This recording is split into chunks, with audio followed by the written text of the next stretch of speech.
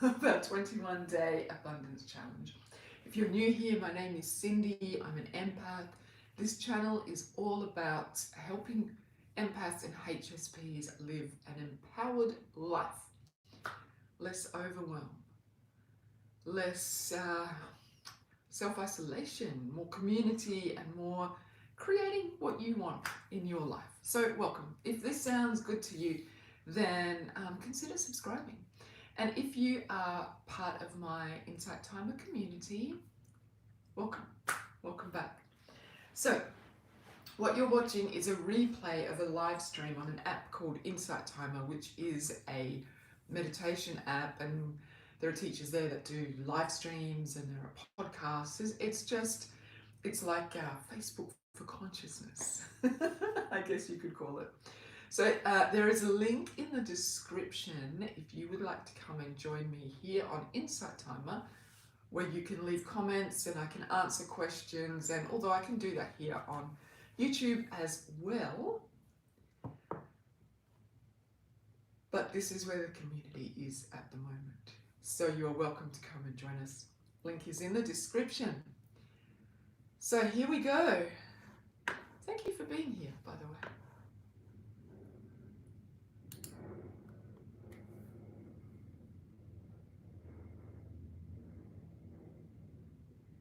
Namaste. Namaste, my friends. I hope you are well. So I have been told that comments aren't working on Insight Timer this morning. So my apologies for that. I can see that Liz is here. Welcome, Liz. I can see that Stephen is here. Welcome, Stephen. I can see that Richard is here. Welcome, Richard. Welcome, Joanna. I can see someone with the most gorgeous little dog in their icon. Welcome. Welcome to all of you. No comments this morning. Yay. Okay, so we are now at day 11. For me, it is the 11th of January. In Australia, it is the 11th of January. So it is the 11th of the 11th. Yay. A number of new beginnings. So today I am going to teach you, I'm going to talk to you about the energy of money. Now, so many of us have hang-ups around money, right? And that's because we've been taught, hey Jenny, welcome. That is because we have been taught that money is this evil thing. I was going to ask you, how many of you have heard that saying, the root of all evil is money? So many of us, right? I grew up with that saying, and look, that is so not even remotely true. It is the love of money that is the root of all evil. So if you remember back to my very first, this feels so weird not having your comments. I love interacting with you. It makes it fun. But anyway, it is what it is. So if you remember back to my very first live stream when I talked about abundance being a cycle. If you haven't seen it, if you're new here, hey Jessica, welcome. If you're new here, and Lisa is here, welcome. If you haven't seen that live stream, it is up on my YouTube channel, Cindy Johns. Just look for Cindy Johns on YouTube. So I talked about abundance being a cycle, and that and so money can be part of your abundance, but it also has to be part of a cycle. Now, we also know that everything is energy. Even these things, you see these plants behind me, they are energy. You see the screen that you're looking at right now, that is energy. It's just energy that's vibrating so fast that you can actually see it as a solid thing. But every single thing is energy, and that includes money. Now, think back to before colonization, before the Europeans went out and colonized the world. Come back to indigenous times, our Native American Indians, our ancient Chinese people, our Hindus, they did not have money in the way that we know it. They bartered for things that they needed that had importance to them. So the importance was in the thing that you were bartering. Now, I can turn this into a personal story. I lived in Tasmania for a few years, which is a tiny little island off the very bottom of Australia, between Australia and Antarctica, and it is the last fully inhabitable island before Antarctica. So you can live there year round, that means. Some days you know that you are really close to Antarctica in Tasmania. But I don't know if it's the same anymore, but when I lived there, they had a really thriving bartering community. We would go on Facebook and we would say, okay, I have too many apples from my apple tree, because in Tassie also fruit trees are everywhere. You walk down the street and you pick nectarines off trees, and almost everyone grows their own fruit and veggies. It's a very old school way of living, I guess you'd call it. And everything old is new again. But anyway, so you would take what you had and you would bring it to this Facebook group and you would say, I have too many apples. Does anybody want to trade? And then other people would come up with their excess. Or if you wanted something in particular, you could say, I have too many apples and I will trade them for jars for my chutney making, which sounds really nannerish. But jars were actually a commodity in Tassie because everybody was pickling and making chutneys and what have you. So people would then come on and say, well, I've got 10 jars and I'll swap you a kilo of apples for 10 of my jars. So we would trade and barter, and in that way you would have whatever you needed. So essentially we needed money for rent, we needed money for the supermarket basics that you can't really trade for, well, we felt we couldn't trade for, and we needed money to put petrol in our car because the petrol station isn't going to accept a kilo of apples, and we needed money for clothes and generally for clothes and things. I did see people bartering clothes, and the op shops in Tassie used to be magnificent. So from that story you can see that it's not the money that is important, it's the energy that we put behind it. It's how important we consider it to be. So if you really loved eating apples and somebody put a kilo of apples fresh off the tree onto the bartering page, then that had importance for you.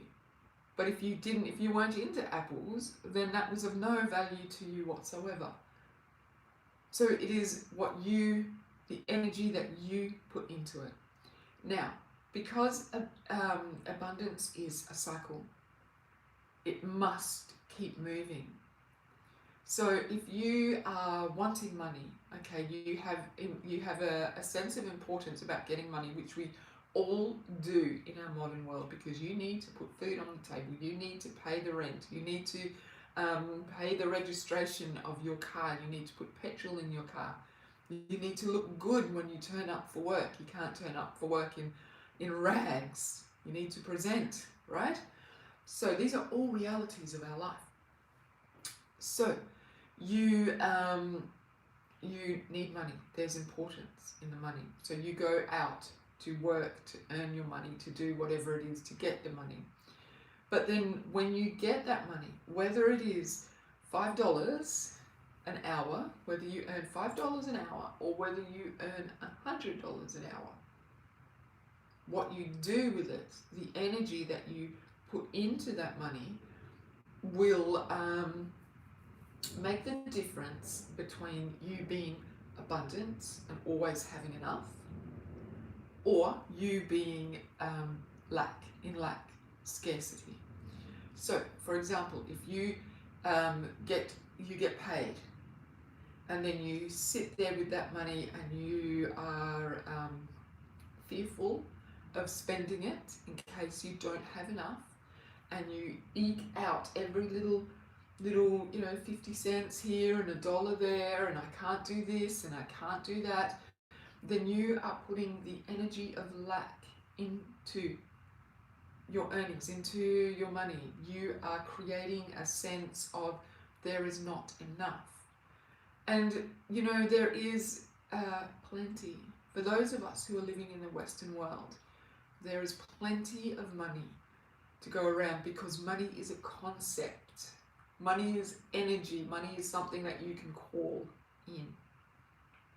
You need to change your energy towards it.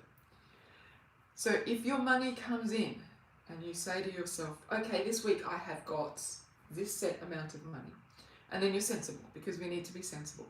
You pay your bills, you pay your rent, you pay your, hey Sarah, you pay, put petrol in your car, because you want to live within your means. You do all of that, and then whatever you have left over, you can look at it like, oh my God, I've only got this amount of money. I've only got this. And then you are putting that energy of lack into that money. But if you are abundant, if your energy is abundant, then you will say, how can I make the most of this? I have this amount of money and I'm so thankful for it. How can I make the most of it? How can I amplify this? How can I put the right energy into this so that it becomes more? So then you might come and bless a teacher on Insight Timer. You might have bought your groceries and you see that there's someone behind you in the line and they have, I don't know, 2-minute noodles and bananas, which would probably say, oh, that's a student behind you, and they are really doing it rough, because students generally don't have a lot of money. So you could say, okay, I'm going to pay for their 2-minute noodles and their bananas. So you have blessed them. You have entered. Remember I talked about entering into other people's abundance cycles? And the thing is, you cannot outgive the divine. You cannot outgive the universe. Remember that the universe only wants to make more of itself. It only wants to create more of itself. So if you are approaching your money with the energy of lack, I only have this much, then the universe will just keep giving you only that much, because that is what you have told it you want. If you approach your money with, how amazing that today I have got this much money, how cool, change your mindset to it and see, how can I make it more? How can I make it more? Now, I'm not talking about going out and giving every last cent that you have, because you need to be sensible. You just need to change your energy towards it. The moment you get that money and then you hoard it and you keep it for yourself for just in case, what happens to that abundance cycle? Here comes the money, you've worked hard for it, abundance cycle stops. But here comes the money, I've worked hard for it, I've earned it, I deserve it. Let a little bit of it keep going into the abundance cycle. Let a little bit of it keep going. So, in the those of you who are church people, you know that the church requires 10% of your income. The Pentecostal churches, the tradition that I know, require 10% of your income, and they call it a tithe. And you give that to the church, you give that to God, and that allows the church to function. And quite frankly, I think it's an amazing thing. It's a biblical thing. But in the Bible, if you go back to where that tradition came from, God told the Jewish people to bring their tithe, 10% of everything they had. That was not just money. If they had, Monica, namaste, thank you for your donation. Oh, at least I can see something. At least I know you're here. Hi, Monica. Welcome and thank you. Thank you for joining my abundance cycle. So, the originally tithing was bring 10% of whatever you have. So if you had cattle, if you had 10 cattle, you would bring one. If you had wheat, you would bring 10% of the wheat that you grew. And you had to bring it to a central place, and I can't remember where that central place was, and I think it was once a year. You made like a pilgrimage, I think.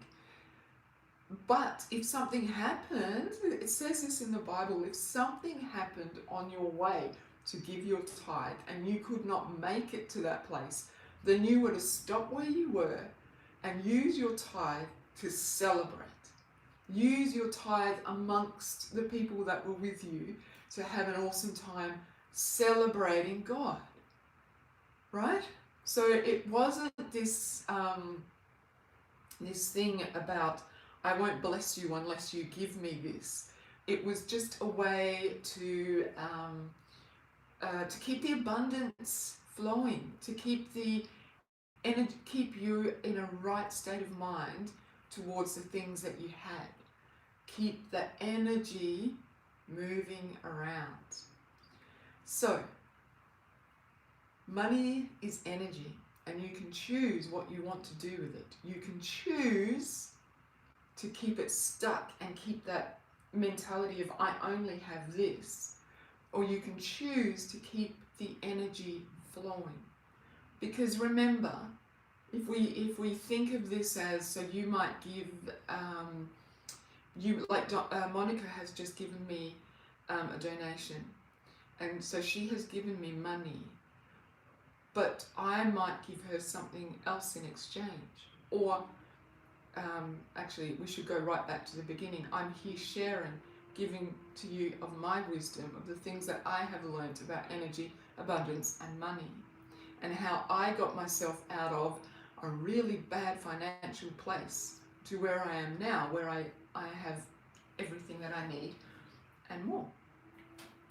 So Monica, I have shared that, and then Monica has shared of her finances with me. And now that will go out to someone else. I will take her donation and use it for something else, making sure that it keeps flowing, as opposed to if I just held on to that, then I haven't ended Monica's abundance cycle. I've ended mine because I'm taking that money and holding on to it. But I'm going to keep allowing that energy to keep flowing. So the money is exactly the same as me sharing my wisdom. It's just an energy exchange. It is an energy exchange because money is energy, just like everything else. Good. Now, there was something else that I wanted to talk to you about in relation to the energy of money. And it has slipped my mind. This is terrible. This is happening to me increasingly lately. Okay, so money. Now, approaching it as an energy source and thinking of it as something that is abundant and that can always flow to you. How can I bring more money in? Because money is energy. What do I have that I can use to bless people because I need more money? Work. Let's say for your work. This isn't actually what I wanted to say. I'm having a complete blank because you guys are usually talking to me and I'm answering your questions. So, money as energy. The money is flowing. The way you perceive the money, if you, like, as I said at the beginning, you know that saying that the love of money is the root of all evil. It's actually the love of money is the root of all evil, because when you love something so much, you hold onto it, and that is not the right energy. You would also have heard, oh, they are filthy rich. They are filthy rich. Why do we use dirty words to describe money? Why is money considered filthy? They are filthy rich. What about they are fragrantly rich? Because is there really something wrong with having a lot of money. Is there really something wrong with having a lot of money? I don't think there is. If it's flowing. If it's flowing.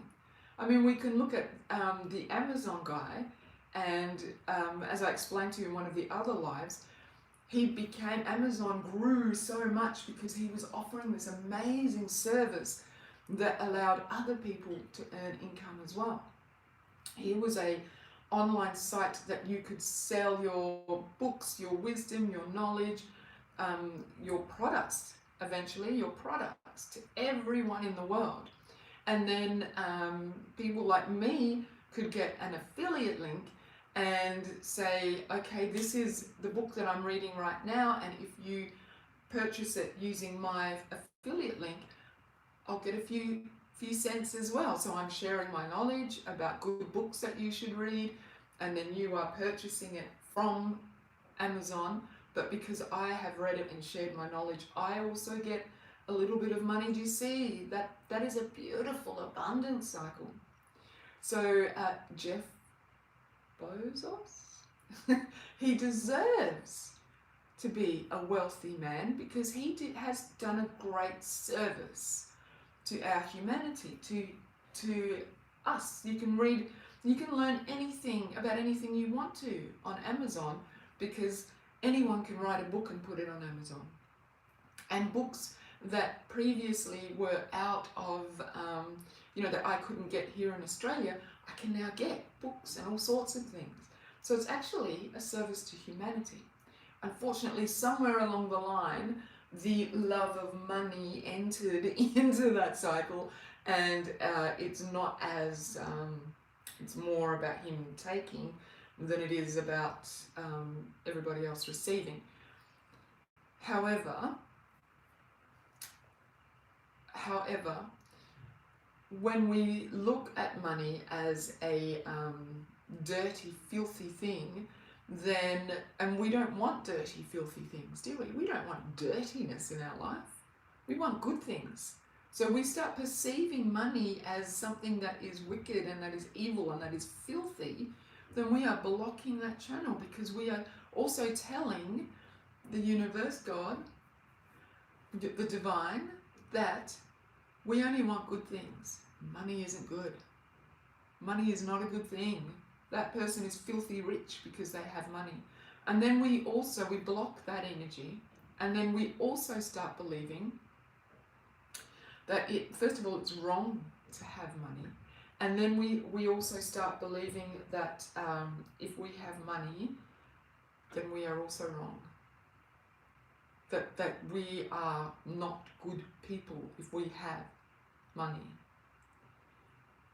So, instead of thinking about money as a dirty, filthy thing, we think of money as a good and necessary thing.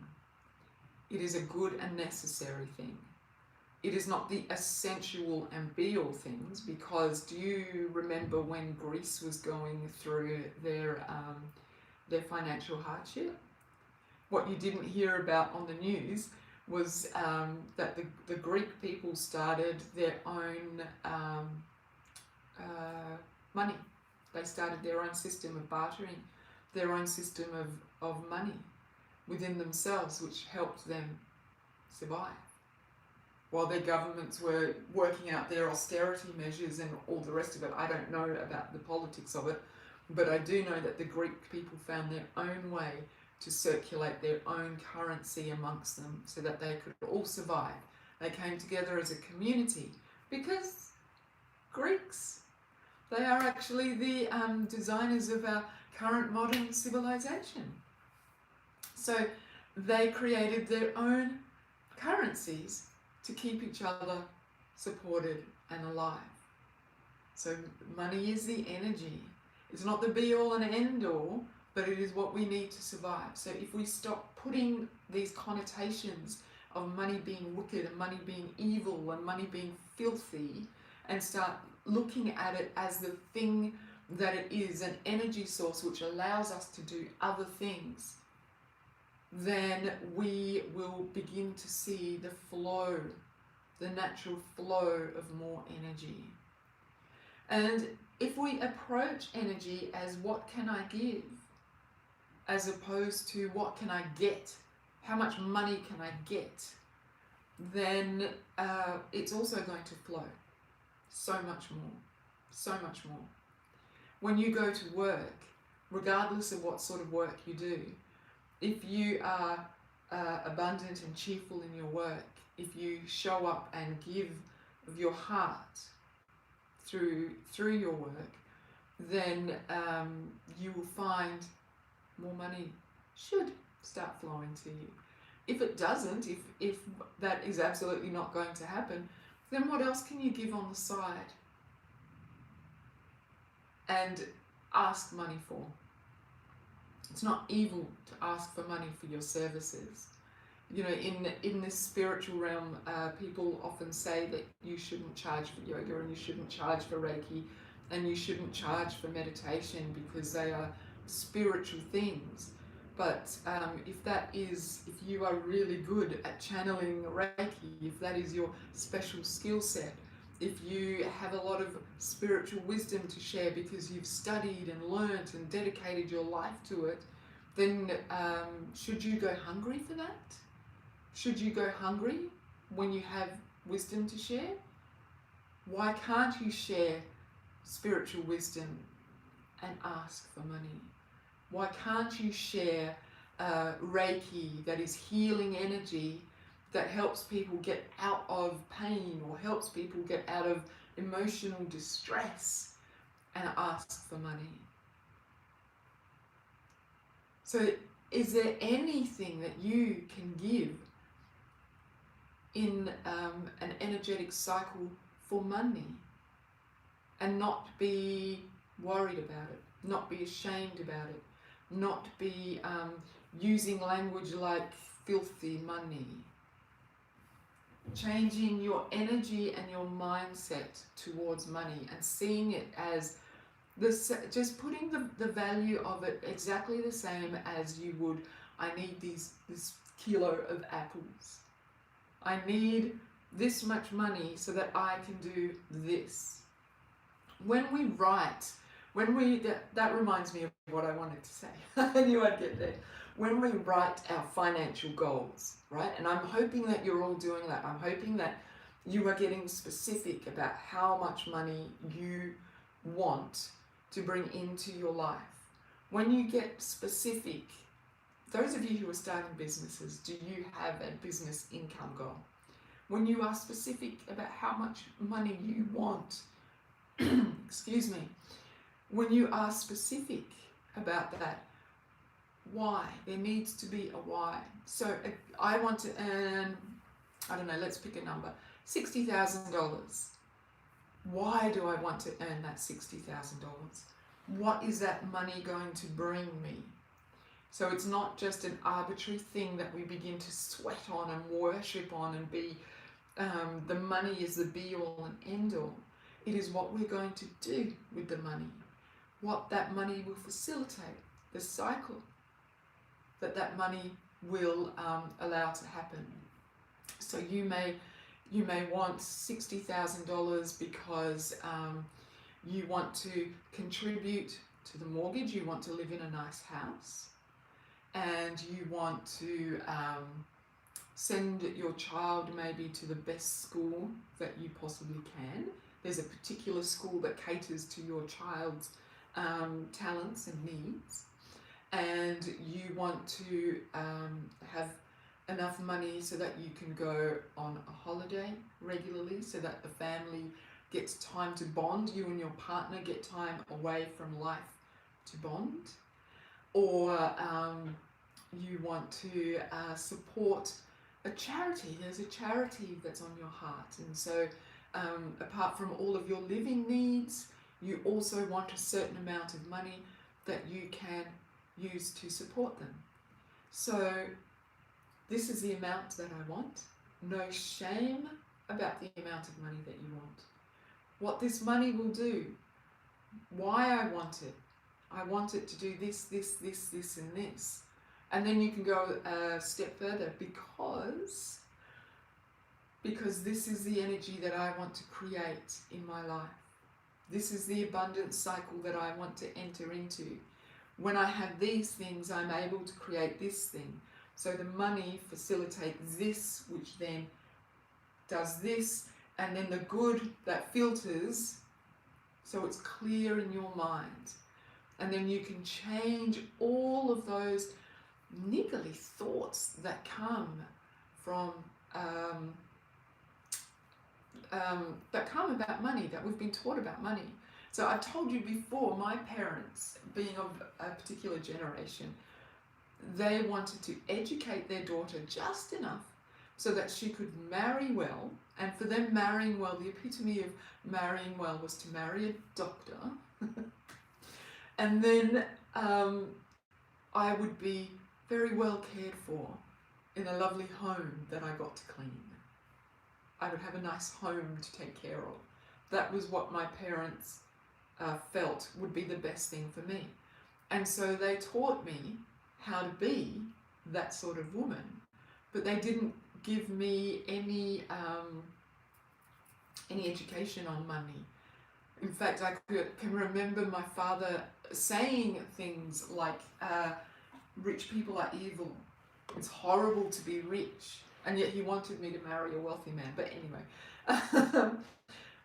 you know, those patterns, those languages, those words that get passed down to us. Men have a very different, they are told that they need to provide. Men of my generation are told that they need to provide for the woman. And we need to find men that provide.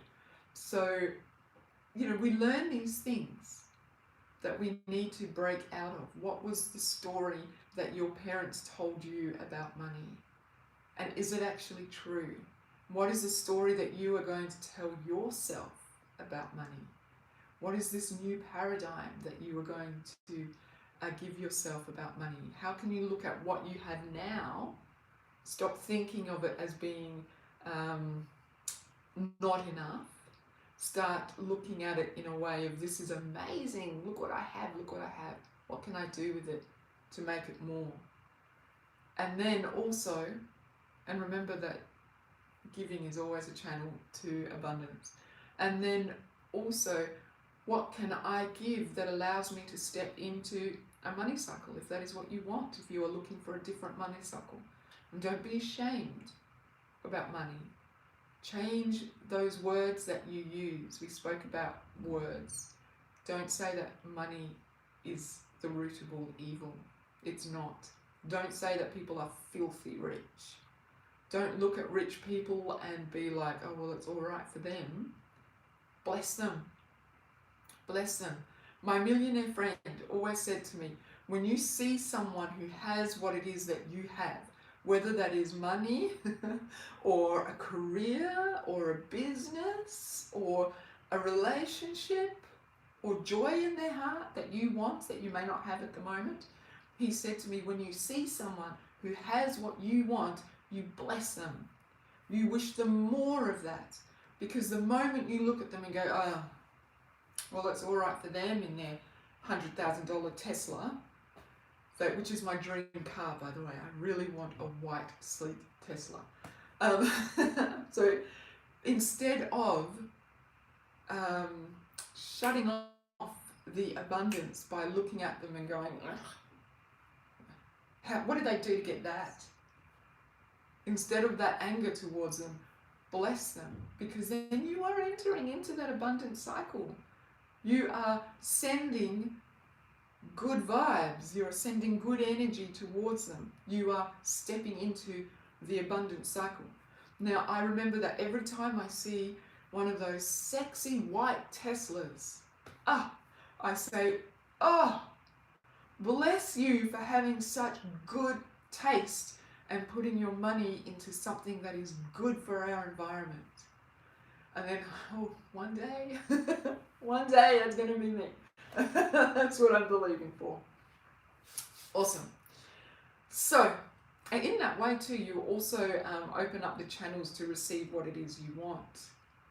You know, I may not get it in the way that I might think I'll get a white, sexy Tesla, but that doesn't mean that I it won't happen. Anyway, letting go of the outcome. I'm going elsewhere now.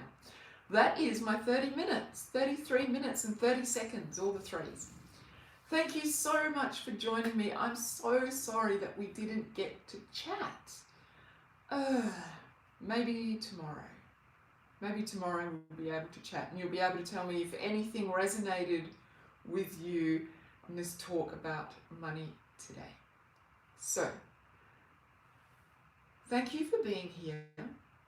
Enjoy your evening, your morning, your days. And if you have any questions, I suppose you can just send me a message on Insight Timer and I'll get to it, answer it for you as soon as I can. Namaste, my lovely silent friends. Have a wonderful day. Monica, thank you so much for your donation. I really appreciate it. Take care of yourselves and I will be here at the same time tomorrow. Bye.